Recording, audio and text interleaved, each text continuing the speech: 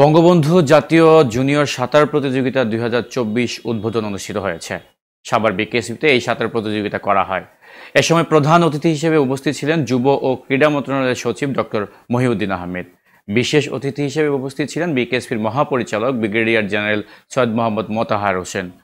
উদ্বোধনী অনুষ্ঠান সভাপতিত্ব করেন আ.ন.ম তরিকুল ইসলাম পরিচালক, ক্রীড়া পরিদপ্তর ও ঊর্ধ্বতন কর্মকর্তারা উপস্থিত ছিলেন।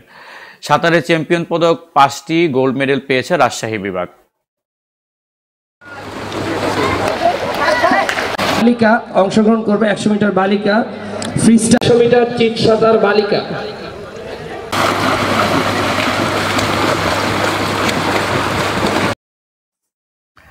কিশোরগঞ্জের আগরপুর গোকুলচন্দ্র উচ্চ বিদ্যালয়ের প্রধান শিক্ষক মুজিবুর রহমানের বিরুদ্ধে ৫৪,৮৪,১৫৯ টাকা আত্মসাতের অভিযোগ উঠেছে।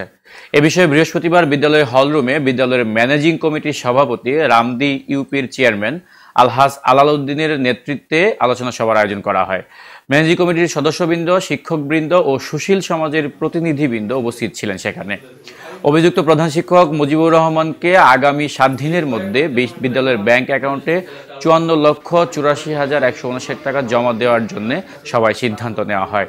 টাকা জমা না দিলে আইনানুগ ব্যবস্থা নেওয়া হবে বলে জানায় বিদ্যালয় কমিটি।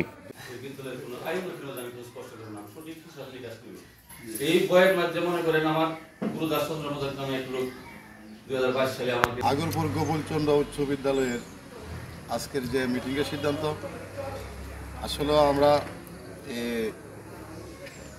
কয়েকবারেই এই যে টাকা যে ওই আপনার ৫৪,৮৪,০০০ কিছু বেশি ১৫৯ টাকা গত ২ মিটিং চলে গেছে।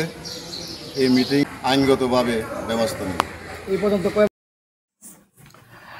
বাঙালির মুক্তি ও স্বনির্ভরতার প্রতীক, বাংলা ভাষা ও সাহিত্যের উৎকর্ষের নায়ক কবিগুরু রবীন্দ্রনাথ ঠাকুরের ১৬৩তম জন্মবার্ষিকী উপলক্ষে তার পিতৃপুরুষের ভিটা খুলনার রূপসায় পিঠাবুক গ্রামে ৩ দিনব্যাপী আলোচনা সভা ও সাংস্কৃতিক অনুষ্ঠান পিঠাবুক রবীন্দ্র সংগ্রহশালায় অনুষ্ঠিত হয়েছে।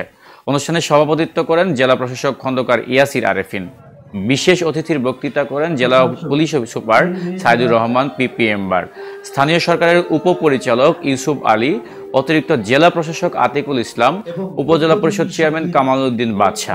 মুখ্য আলোচক ছিলেন খুলনা বিশ্ববিদ্যালয়ের বাংলা বিভাগের অধ্যাপক ডক্টর তানভীর দুলাল। অনুষ্ঠানে স্বাগত বক্তৃতা করেন উপজেলা নির্বাহী কর্মকর্তা কোহিনুর জাহান।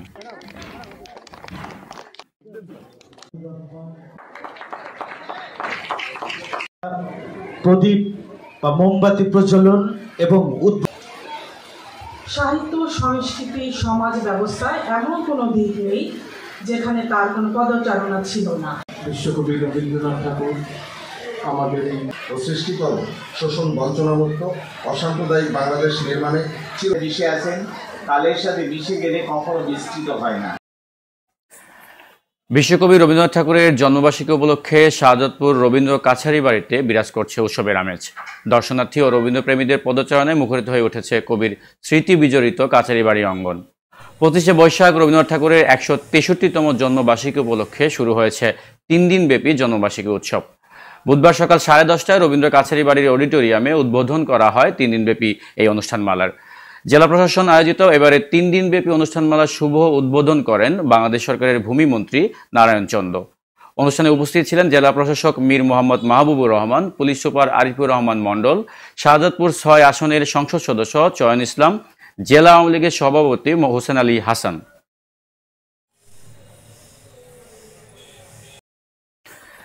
এদিকে চট্টগ্রাম নগরীর পাহাড়তলী থানাধীন একটি আবাসিক হোটেলে অগ্নিকাণ্ডের ঘটনা ঘটেছে। এ সময় আগুনের ধোঁয়ায় আচ্ছন্ন হয়ে এক ব্যক্তির মৃত্যুবরণ ঘটে। জানা গিয়েছে নিহত আব্দুল বারেক সন্দ্বীপ উপজেলার বাসিন্দা। তিনি ওই হোটেলে একটি কক্ষে ছিলেন। চট্টগ্রাম ফায়ার সার্ভিসের উপসহকারী পরিচালক আব্দুর রাজ্জাক জানান, রাত ১১টার দিকে আগুন লাগার খবর পেয়ে ফায়ার সার্ভিসের ২টি ইউনিট ঘটনাস্থলে এসে আগুন নিয়ন্ত্রণে আনায় সম্ভব হয়। আগুন নেভানোর পর হোটেলের ৩০৬ নম্বর কক্ষ থেকে বারেককে উদ্ধার করে চট্টগ্রাম মেডিকেল কলেজ হাসপাতালে পাঠানো হয়। পরে হাসপাতালের দায়িত্বরত চিকিৎসক তাকে মৃত ঘোষণা করেন। পাহাড়তলী থানার ভারপ্রাপ্ত কর্মকর্তা ওসি ক্যাফায়েতুল্লাহ বলেন, তিনি শ্বাসকষ্টের রোগী ছিল।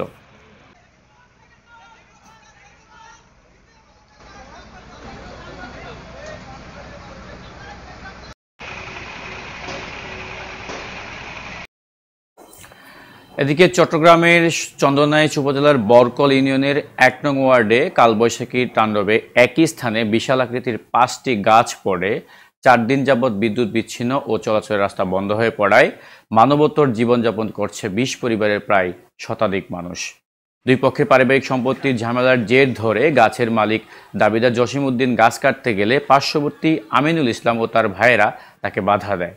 পরদিন স্থানীয় মেম্বার জনদুর্ভোগ কমাতে গিয়ে নিজ দায়িত্বে গাছ কাটতে গেলে তাকে বাধা প্রদান করায় থানায় অভিযোগ করেও কোনো সমাধান মেলেনি। স্থানীয়দের দাবি দ্রুত সময়ের মধ্যে চলাচলের রাস্তা পরিষ্কার ও বিদ্যুৎ সচল করা হোক। লাইন ঠিক গই না বেগুনো জিনিসপত্র নষ্ট হয়ে গো ফসা গুরু গুরু হওয়া অসুস্থ হয়ে যাবে গরমের জ্বালায়। আজকে 5 দিন ধরে পানি টানতে টানতে মানে আমি ছোট বাচ্চা আমি লেবুলাজা করতে পারতেছি না। কি সমস্যা এগুলা আমরা কোন সমাজে বসবাস করি? এত কষ্ট কিসের জন্য দিচ্ছে? প্রাকৃতিক দুর্যোগে গাছ পড়ছে, এটা কি মানুষে করছে? গাছ যে ভাবে সে পরে নিয়ে যাবে, আগে রুটঘাট পরিষ্কার করে দেয়, আমাদের দাবি এটাই। বাতাসের কারণে দুর্যোগ কারণে যে গাছ পড়ি গাছই বের তারা আশরাফুদ্দিনের নিজের হাতে লোকা গাছ এখন ইসলামের পক্ষে ওনারা জড়িত গেলে তারা গাছি বে হাঁটতো না। এখন আর যোগাযোগ আর বাড়ির বাড়ির আজকে 4 দিন মতো কারণ নাই এবং আর ফসা হলো বেশি কষ্ট আছে। আর নাজিমে কাটবে গাছের মালিক যেই হোক, গাছের মালিক যে হোক, কিন্তু থানা আপাতত গাছ কাটি রাখে দিবে। পল্লী বিদ্যুতায়ন বোর্ড ও পল্লী বিদ্যুৎ সমিতির বৈষম্য দূরীকরণ এবং অভিন্ন সার্ভিস কোড বাস্তবায়নের দাবিতে নরসিংদীতে ৫ম দিনের মতো কর্মবিরতি পালন করছে পল্লী বিদ্যুৎ সমিতির কর্মকর্তা কর্মচারীরা। সারা দেশের ৮০টি পল্লী বিদ্যুৎ সমিতির প্রায় ৪০,০০০ কর্মকর্তা ও কর্মচারীদের সাথে তাল মিলিয়ে তারা এই কর্মবিরতি পালন করছে। এ সময় প্রায় ৩০০ কর্মকর্তা কর্মচারী এই কর্মবিরতিতে অংশ নেয়। সরকার বা যথাযথ কর্তৃপক্ষের পক্ষ থেকে তাদের দাবির ব্যাপারে কোনো সাড়া না পাওয়ায় কর্মসূচি চালিয়ে যাওয়ার কথা জানান আন্দোলনরতরা। আন্দোলনরত নরসিংদী পল্লী বিদ্যুৎ সমিতির ২ এর কর্মকর্তা ও কর্মচারীরা জানান, একই প্রতিষ্ঠানে চাকরি করলেও পল্লী বিদ্যুৎ বোর্ড ও পল্লী বিদ্যুৎ সমিতির কর্মকর্তা কর্মচারীদের সুযোগ সুবিধা, চাকরির নিরাপত্তা ও নিশ্চয়তা রয়েছে বিস্তর ফারাক। এমনকি আন্দোলন শুরুর পরেও নানাভাবে ভয়ভীতি প্রদর্শন ও আন্দোলন বন্ধে নানামুখী চাপ প্রয়োগ করা হচ্ছে বলে অভিযোগ করেন আন্দোলনরত কর্মকর্তা কর্মচারীরা।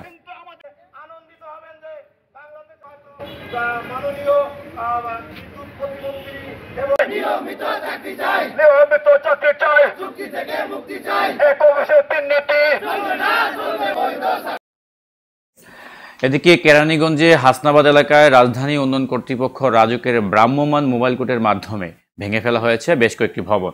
নকশার বহির্ভূত হওয়ায় এসব ভবনের আংশিক ভেঙে জরিমানা করা হয়।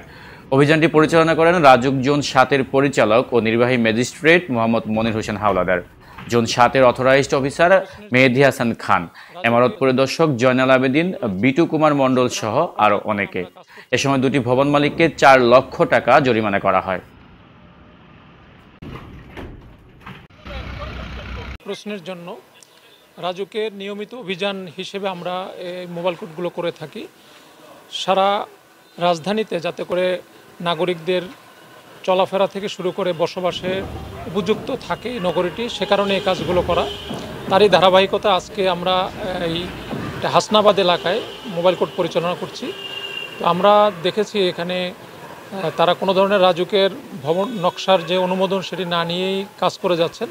তো আমরা এখানে 2টি ভবনকে জরিমানা সহ যে সকল অংশ অনুমতি নিলেও তাদেরকে ভেঙে ফেলতে হতো সেই ধরনের অংশগুলো আমরা ভেঙেছি এবং তাদের অঙ্গীকারনামা নেওয়া হয়েছে যাতে করে তারা নিজ দায়িত্বে বাকি অংশগুলো ভেঙে ফেলেন।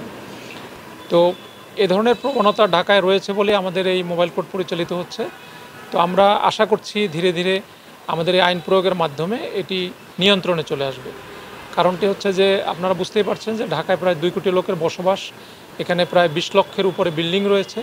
তো সুতরাং পর্যায়ক্রমে আমরা কাজ করছি এবং রাজুক বর্তমান চেয়ারম্যান মহোদয়ের নেতৃত্বে নতুনভাবে এই নিয়ন্ত্রণ আরও বৃদ্ধি করার ক্ষেত্রে ক্রমশই কাজ করে যাচ্ছে। আমরা আশা করি যে আমরা ইতিবাচক সুফল পাব ভবিষ্যতে।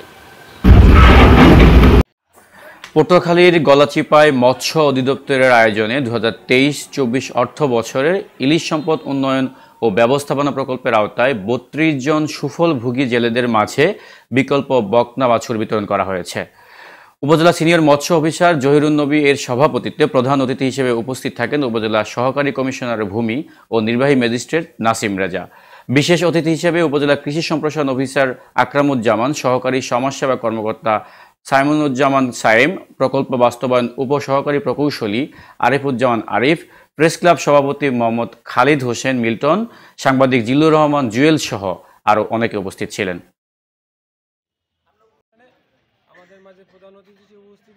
আমাদের সুযোগ্য সহকারী কমিশনার ভূমি, অত্যন্ত ডাইনামিক কর্মকর্তা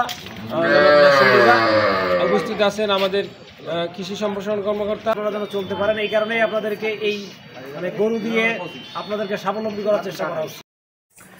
ঝালকাঠিতে চাঞ্চল্যকর নিজ স্কুলের শিক্ষক কর্তৃক স্কুল ছাত্রী ধর্ষণ মামলার আসামি গৌতম মজুমদারকে গ্রেফতার করেছে র্যাব ৮। বুধবার সন্ধ্যায় পিরোজপুর সদর লহকাটি এলাকায় অভিযান পরিচালনা করে আসামি গৌতম মজুমদারকে আটক করা হয়। গ্রেফতারকৃত আসামি গৌতম মজুমদার ভিকটিম মালিহা আক্তারকে প্রাইভেট পড়ানোর ফাঁকে আপত্তিকর ছবি তুলে ব্ল্যাকমেইল করে কৌশলে নিজ ভাড়া বাসায় ডেকে নিয়ে ভিকটিমকে আটকে রেখে ইচ্ছার বিরুদ্ধে জোরপূর্বক একাধিকবার ধর্ষণ করে। গ্রেফতারকৃত আসামিকে ঝালকাঠি জেলার সদর থানায় পুলিশের নিকট হস্তান্তর করা হয়।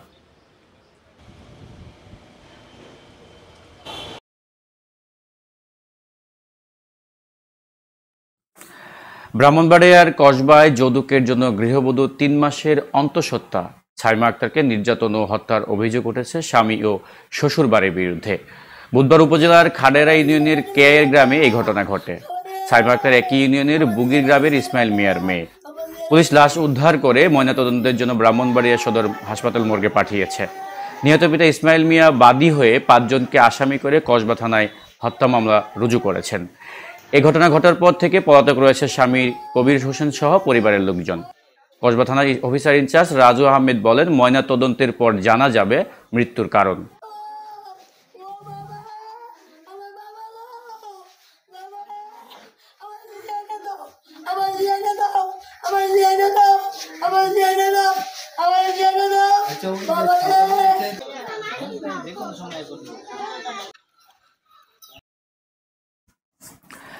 ভোলার মনপুরায় উপজেলা পরিষদ নির্বাচনে উপজেলা চেয়ারম্যান পদে মনোনয়ন দাখিল করছে উপজেলা আওয়ামী লীগের সহসভাপতি শাহরিয়ার চৌধুরী দীপক। বৃহস্পতিবার উপজেলা মার্কাজ মসজিদে দোয়া ও মোনাজাত শেষে উপজেলা নির্বাহী অফিসারের কার্যালয়ে তিনি মনোনয়নপত্র দাখিল করেন। তিনি উপজেলার হাজিরহাট ইউনিয়ন পরিষদের 2বার নির্বাচিত চেয়ারম্যান ছিলেন। তফসিল অনুসারে আগামী 5 জুন মনপুরায় 4র্থ ধাপের উপজেলা পরিষদ নির্বাচন অনুষ্ঠিত হবে। সবকিছু ঠিক থাকলে জনসাধারণের প্রত্যক্ষ ব্যালট ভোটের মাধ্যমে জয়ের ব্যাপারে শতভাগ আশাবাদী উপজেলা চেয়ারম্যান প্রার্থী শাহরিয়ার চৌধুরী দীপক।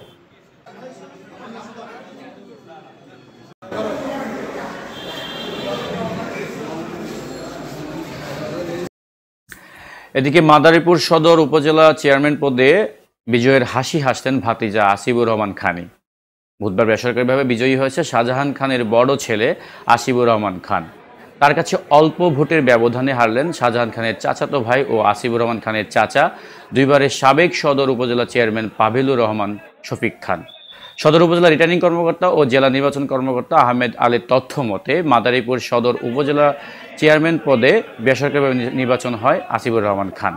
তিনি আনারস প্রতীকে ভোট পান ৭৫,৫৯৪। এছাড়া ভাইস চেয়ারম্যান পদে বেসরকারিভাবে নির্বাচিত হয় মনিরুল ইসলাম তুষার ভূঁইয়া। তিনি তালা প্রতীকে ভোট পান ৬০,১০৫ ভোট।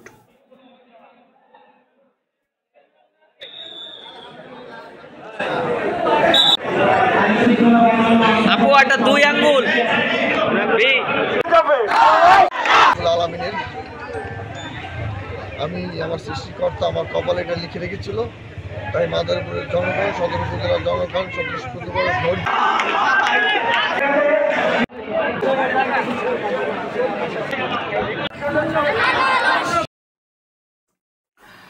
মুন্সিগঞ্জ সিরাজদিখানে 25শে বৈশাখ উদযাপিত হয়েছে কবিগুরু রবীন্দ্রনাথ ঠাকুরের 163তম জন্মবার্ষিকী। বুধবার উপজেলা শিল্পকলা একাডেমির উদ্যোগে উপজেলা পরিষদ মিলনায়তনে বিশ্বকবি রবীন্দ্রনাথ ঠাকুরের কর্মময় জীবন ও দর্শন নিয়ে আলোচনা ও সাংস্কৃতিক অনুষ্ঠান অনুষ্ঠিত হয়েছে। সিরাজদিখান উপজেলা নির্বাহী অফিসার সাব্বির আহমেদের সভাপতিত্বে এবং শেখ আমিনের সঞ্চালনায় উপস্থিত ছিলেন বিক্রমপুর সরকারি কুঞ্জবিহারী কলেজের অধ্যক্ষ ডক্টর রসময় কীর্তনিয়া, বিক্রমপুর সরকারি কুঞ্জবিহারী কলেজের সাবেক অধ্যক্ষ শামসুল হক হাওলাদার, সরকারি ইছাপুরা মডেল উচ্চ বিদ্যালয়ের প্রধান শিক্ষক মোহাম্মদ নাসির উদ্দিন, মুন্সিগঞ্জ জেলা আওয়ামী লীগের শ্রম বিষয়ক সম্পাদক শামসুল হক।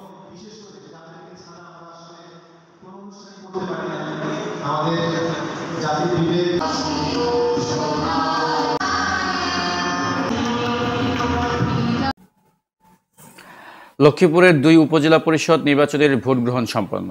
প্রিজাইডিং অফিসার জানান, 2-1টি বিচ্ছিন্ন ঘটনা ছাড়া লক্ষ্মীপুরের রামগতি ও কমলনগর উপজেলা পরিষদের নির্বাচনের ভোট গ্রহণ শান্তিপূর্ণভাবে সম্পন্ন হয়েছে। এখন চলছে ভোট গণনা। ভোট গ্রহণ চলে সকাল 8টা থেকে বিকাল 4টা পর্যন্ত। বৃষ্টির কারণে ভোটার উপস্থিতি কম থাকলেও পরবর্তীতে বেলা বাড়ার সাথে সাথে এবং বৃষ্টি কমলে ভোটার উপস্থিতি বাড়তে থাকে। এই 2 উপজেলায় চেয়ারম্যান পদে 11 জন, ভাইস চেয়ারম্যান পদে 16 জন, মহিলা ভাইস চেয়ারম্যান পদে 6 জন প্রার্থী প্রতিদ্বন্দ্বিতা করছেন। অন্যদিকে কমলনগরে জাল ভোট দেওয়ায় অভিযোগে উপজেলার হাজিরহাট উপজেলার 7 নং ওয়ার্ডের কেন্দ্রে মেহেদী হাসান নামে একজন সহকারী প্রিজাইডিং অফিসারকে আটক করা হয়। কমলনগর উপজেলা নির্বাহী কর্মকর্তা বলেন, জাল ভোট দেওয়ার অভিযোগে একজন সহকারী প্রিজাইডিং অফিসারকে আটক করা হয়েছে।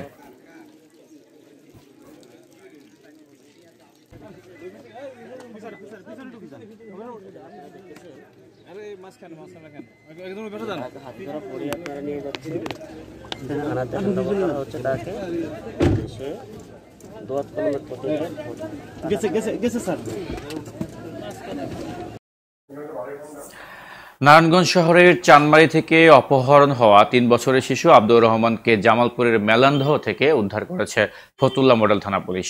তবে অপহরণের সাথে জড়িত কাউকে গ্রেফতার করতে পারেনি। বুধবার অপহৃত হওয়া শিশুকে জামালপুর জেলা মেলান্দহ থানা পুলিশের সহায়তায় থানা সীমান্তের কাউটাবাইদ এলাকাস্থ ধানক্ষেতের পাশ থেকে উদ্ধার করে ফতুল্লা মডেল থানা পুলিশ। এর আগে অপহরণ হওয়া শিশুটির বাবা রবিন বাদী হয়ে তার সৎমা মমতাজ বেগম সহ অজ্ঞাতনামা আরও 2-3 জনকে আসামি করে ফতুল্লা মডেল থানায় মামলা দায়ের করেন।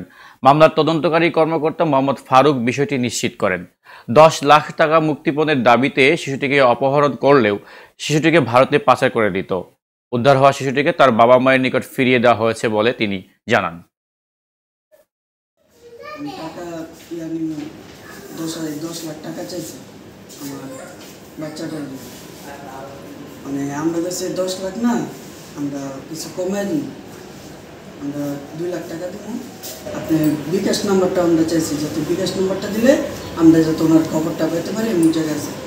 মানে বিকাশ নাম্বারও দেয় না, অনেক কী করছে। তারপর স্যারের সঙ্গে যোগাযোগ করছি, যে স্যারের মুখে করতেছে, মানে এমনও দিছে যে আমরা বর্ডারের সামনে আছি, যদি আমরা এটা না টাকা যদি না পাঠাও, নিকট আত্মীয় যারা আছে এদের প্রতি আমরা একটা ফোকাস রাখি। পরবর্তীতে আমাদের একটা চৌকস টিম ফতুল্লা থানা এবং জামালপুরের একটা মেলান্দ থানার একটা চৌকস টিম সম্মিলিতভাবে কাজ করে এই শিশু বাচ্চাটিকে মেলান্দ থানার কোনো একটা গ্রামে একে উদ্ধার করে হয়, তাহলে ইন্ডিয়াতে নিয়ে যাবে। এবং কয়েকটা জায়গায় ছেলেটার হাতে আমি দেখেছি যে কয়েকটা জায়গায় একটু ক্ষত চিহ্ন আছে। সাতক্ষীরায় আমের গুণগত মান বজায় রেখে নিরাপদে আম বাজারজাত করতে জেলা প্রশাসনের বেঁধে দেওয়া নির্ধারিত সময় অনুযায়ী জেলায় আম সংগ্রহের উদ্বোধন করা হয়েছে। বৃহস্পতিবার জেলা প্রশাসন ও কৃষি সম্প্রসারণ অধিদপ্তরের আয়োজনে সদর উপজেলার কুখরালির আম চাষির মুকছেদ মুরলের আম বাগানে আম সংগ্রহের উদ্বোধন করেন জেলা কৃষি অফিসার কৃষিবিদ সাইফুল ইসলাম। সাতক্ষীরা সদর উপজেলা নির্বাহী অফিসার সোয়াইব আহমেদের সভাপতিত্বে উপস্থিত ছিলেন অতিরিক্ত উপপরিচালক ইকবাল আহমেদ, সদর উপজেলা কৃষি অফিসার মনির হোসেন, উপসহকারী কৃষি অফিসার ইয়াসির আরাফাত, সাতক্ষীরা প্রেস ক্লাবের সভাপতি মমতাজ আহমেদ বাপি সহ আরও অনেকে। সাতক্ষীরার আমের কদর রয়েছে বিশ্বজুড়ে, তাই গুণগত মানের আমজাত বেঁধে আম গাছ থেকে সংগ্রহের জন্য জেলা প্রশাসনের পক্ষ থেকে তৈরি করা হয়েছে আম সংগ্রহ ও বাজারজাতকরণের ক্যালেন্ডার।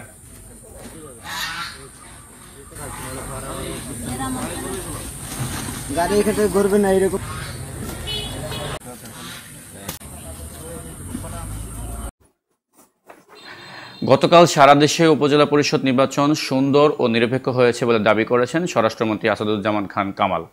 বিকেলে সাভারের জাহাঙ্গীরনগর বিশ্ববিদ্যালয়ে 2022-23 শিক্ষাবর্ষের প্রবেশিকা অনুষ্ঠানে যোগ দিয়ে সাংবাদিকদের সাথে আলাপকালে তিনি একথা বলেন। উপজেলা নির্বাচনে প্রশাসন সারা বাংলাদেশে নিরপেক্ষ ভূমিকা পালন করেছে, তাই ভোটাররা তাদের পছন্দের প্রার্থীকে ভোট দিতে পেরেছেন। এছাড়া কোথাও কোনো ধরনের অনাকাঙ্ক্ষিত ঘটনা ঘটেনি। নির্বাচনে সকল দলের প্রার্থীরা প্রতিদ্বন্দ্বিতা করেছে। এটা কোনো জাতীয় নির্বাচন নয়, তাই টেনশন করার কিছুই নেই। দেশের মানুষ আওয়ামী লীগের সাথে আছে এবং থাকবে। বিএনপি নেতাকর্মীরা তাদের নিজেদের দলের বড় বড় নেতাদের বিশ্বাস করে না। দেশের মানুষ তাদেরকে প্রত্যাখ্যান করেছে বলেও তিনি জানান। এ সময় বিশ্ববিদ্যালয়ের উপাচার্য অধ্যাপক ডক্টর নুরুল আলম সহ আরও অনেকে উপস্থিত ছিলেন।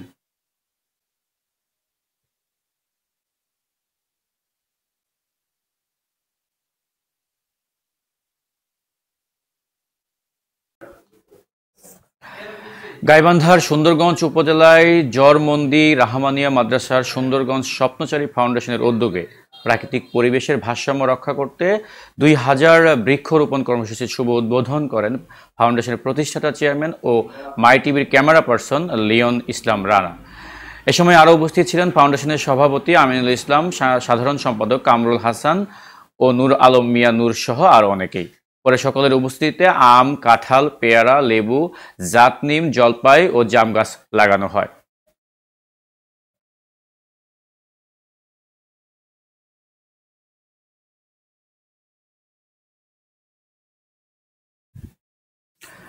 দিনাজপুরের হাকিমপুর উপজেলায় প্রথম ধাপের উপজেলা পরিষদ নির্বাচনে জেলা আওয়ামী লীগের উপদেষ্টা সদস্য ও সাবেক মেয়র কামাল হোসেন রাজ চেয়ারম্যান পদে নির্বাচিত হয়েছে। বুধবার হাকিমপুর উপজেলা পরিষদের হলরুমে উপজেলা নির্বাচন অফিসার ও সহকারী রিটার্নিং অফিসার মোহাম্মদ শিমুল সরকার এই ফলাফল ঘোষণা করেন। শিমুল সরকার জানান, মোটরসাইকেল মার্কা প্রতীকে কামাল হোসেন রাজ 22,251 ভোট পেয়েছেন। নির্বাচনে মোট ভোটারের সংখ্যা 55% ভোট প্রদান করেছে। অন্যদিকে স্বতন্ত্র প্রার্থী ব্যক্তিগত কারণে মনোনয়নপত্র প্রত্যাহার করে নেওয়ায় তৃতীয়বারের মতো বিনা প্রতিদ্বন্দ্বিতায় ভাইস চেয়ারম্যান পদে পারুল নাহারকে বেসরকারিভাবে নির্বাচিত ঘোষণা করেছে।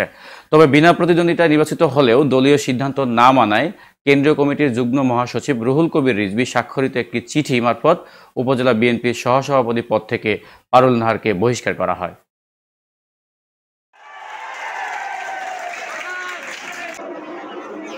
ভোট অন্তত কালেকশন হবে। খুব সুষ্ঠুভাবে নির্বাচন অনুষ্ঠিত হচ্ছে।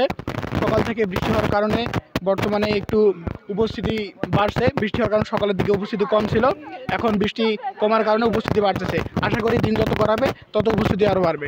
আপনার উপস্থিতি বেশ ভালো, এখানকার পরিবেশও অনেক সুন্দর, এখানকার লোকজন অনেক হেল্পফুল। এখানকার আইন শৃঙ্খলা বাহিনীর অনেক সদস্য রয়েছেন, তারা তাদের দায়িত্ব সুষ্ঠুভাবে পালন করছেন এবং সৎভাবে।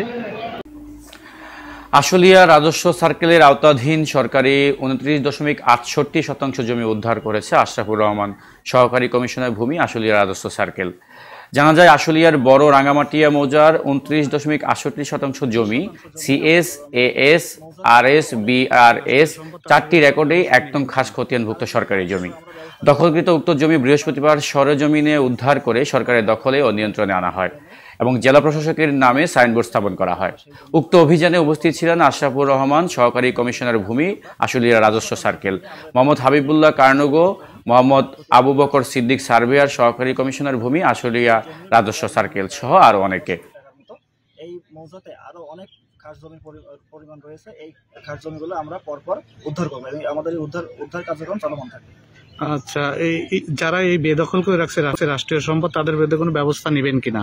তাদের বিরুদ্ধে আইনগত আমরা ব্যবস্থা নেব। তাদের বিরুদ্ধে তারা যদি, আমি সময় দিয়েছি 1 সপ্তাহ, এর মধ্যে যদি এই অবৈধ স্থাপনা তারা ভেঙে না দেয়, তাহলে আমরা নিজেরাই এই অবৈধ স্থাপনা ভেঙে দেব।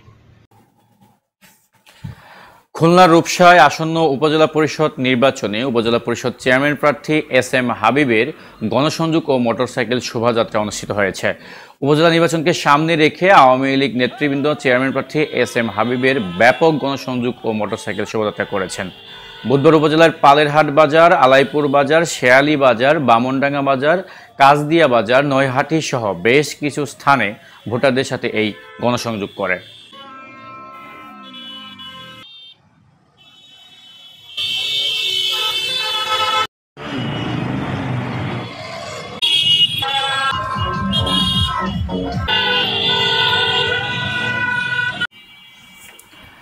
চট্টগ্রাম জেলার বাঁশখালীতে এলডিপি নেতা আইনুল কবির কর্তৃক কুরুচিপূর্ণ বক্তব্য এবং চাঁদাবাজির প্রতিবাদ ও তৈলারদ্বীপ সেতুর টুল প্রত্যাহারের দাবিতে বিশাল মানববন্ধন ও বিক্ষোভ মিছিল করেছে সাধারণ জনগণ।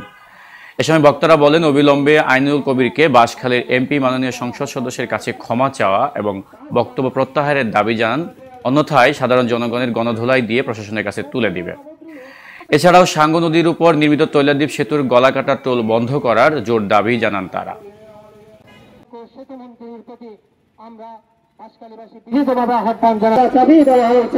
সাবেক মন্ত্রী জাফরুল ইসলাম চৌধুরীর আমলে তার অধিক হারে 5 বার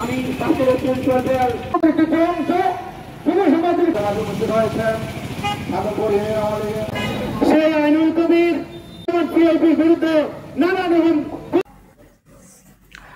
সাতক্ষীরার জনগুরুত্বপূর্ণ সরকারি কলেজ সড়ক সংস্কারের দাবিতে মানববন্ধন ও বিক্ষোভ সমাবেশ অনুষ্ঠিত হয়েছে। বুধবার জেলা নাগরিক কমিটি শহরের পোস্ট অফিস মোড়ে এই মানববন্ধন ও বিক্ষোভ সমাবেশের আয়োজন করে।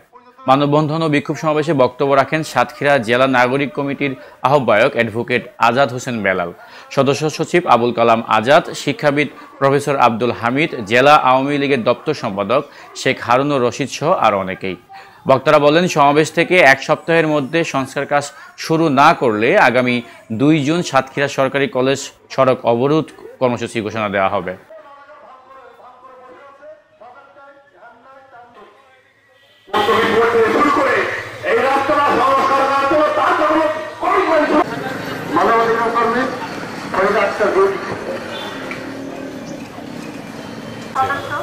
এবং এখানে পৌরসভায় অনেকে তো বললো আমাদের এই অঞ্চলের সমস্ত কিছু যাতায়াত আসা যাওয়া এবং কলেজের মতো একটা বড় বিভিন্ন ব্যবসা বাণিজ্য সবকিছু প্রসারিত হয়ে দাবি নিয়ে মানববন্ধন করেছেন। আমরা অনেকে আমাদের কাজ। দর্শক, এই ছিল জেলা সংবাদ। পরবর্তী সংবাদ ও নিত্য নতুন সব আপডেট পেতে ফলো করুন আমাদের ফেসবুক পেজ, সাবস্ক্রাইব করুন আমাদের ইউটিউব চ্যানেল। সর্বশেষ সংবাদ পেতে ভিজিট করুন আমাদের ওয়েবসাইট www.news21bangla.tv এবং চোখ রাখুন নিউজ 21 বাংলা টেলিভিশনের পর্দায়। এতক্ষণ আমাদের সাথে থাকার জন্য অসংখ্য ধন্যবাদ।